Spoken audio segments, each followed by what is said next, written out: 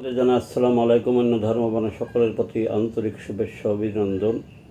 আমার পাগল পিতা বঙ্গবন্ধুর আদর্শ থেকে আমরা আওয়ামী লীগের কর্মী, তার কিছু কথা বলে যাই।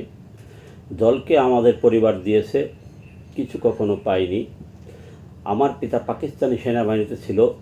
65 সালে পাক ভারত যুদ্ধর পরে মেডিকেল বোর্ড আউট হয়ে বিদ্যুৎ কেন্দ্রে ভেড়ামারা চাকরিতে যোগ দেয়।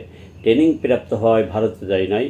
71 সালে প্রথমে পাকশি হার্ডিং ব্রিজে প্রতিরোধ যুদ্ধে অংশ নেয়। তারপরে কুষ্টিয়ার মোকসেদ গ্রুপের সাথে আমাদের গোপালগঞ্জ ভাটিয়াপাড়া এলাকায় যুদ্ধ করে। যুদ্ধ শেষে দেশ স্বাধীন হলে অস্ত্র জমা দিয়ে চাকরিতে আবার যোগ দেয়। 75 সালে আমার কি কঠিন অসুখ হয়। আগস্ট মাসের প্রথম সপ্তাহে চিকিৎসার জন্য ঢাকা নিয়ে যায়।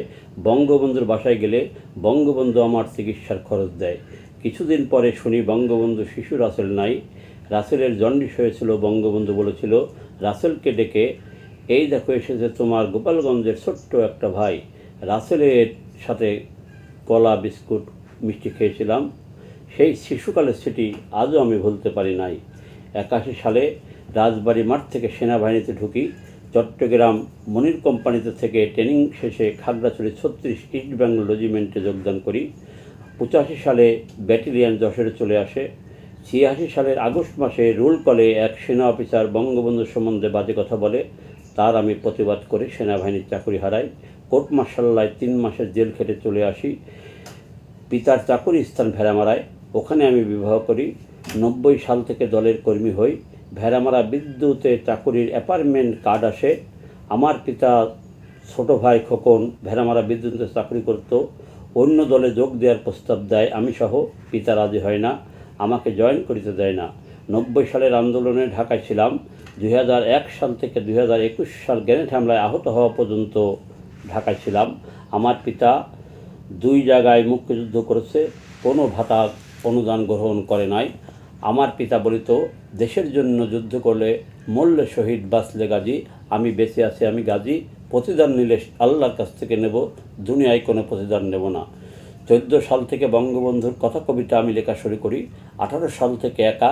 21 সাল থেকে 21 আগস্ট গ্রেনেড হামলা মামলার বাদী ইঞ্জিনিয়ার বদর উদ্দিন আজিজ ভাইয়ের নির্দেশনায় নৌকা প্রচার গ্রুপ গঠন করে তাদের নিয়ে দেশের বিভিন্ন এলাকায় নির্বাচন সম্মেলনে দলের পক্ষে প্রচার।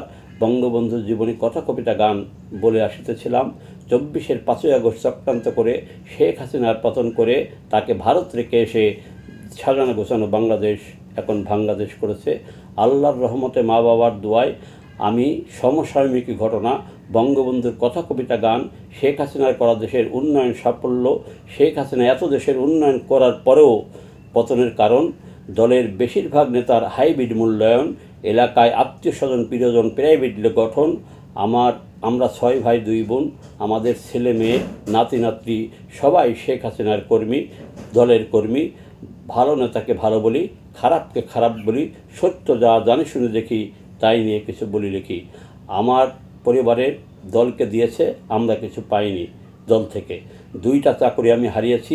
যারা আমার সাথে চাকরি করেছে যে কোনো একটাই, তারা 50 লক্ষ 60 লক্ষ টাকার মালিক পেনশন পেয়েছে। কিন্তু আমি আজকে এই যে ভাঙা ঘরে থাকি, বর্তমানে আমি মানবতার জীবন যাপন করছি। বর্তমানে আমি মিসকিন হয়েছি দলের কর্মী হয়ে।